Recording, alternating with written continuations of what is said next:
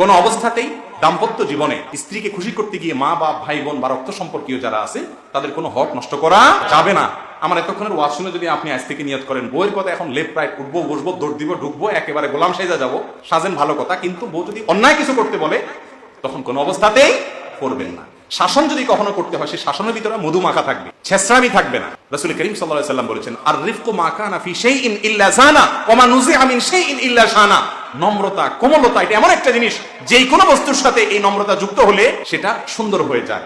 আর কোন সুন্দর জিনিস থেকে যদি নম্রতাটা না থাকে তুলে দেওয়া হয় তাহলে এটা ত্রুটিযুক্ত হয়ে যায়। একজনকে দাওয়াত দিচ্ছেন, নামাজের জন্য বলতেছেন, কিন্তু আপনার আচরণ যদি কর্কশ হয় তাহলে ওই ভালো কথাটাও খারাপ হয়ে যায়। আরেকজনকে শাসন করতেছেন, কিন্তু সেই শাসনের ভিতরে যদি নম্রতা থাকে, কোমলতা থাকে, তাহলে ওই কোমলতার কারণে শাসনটাও মনে হয় আদর।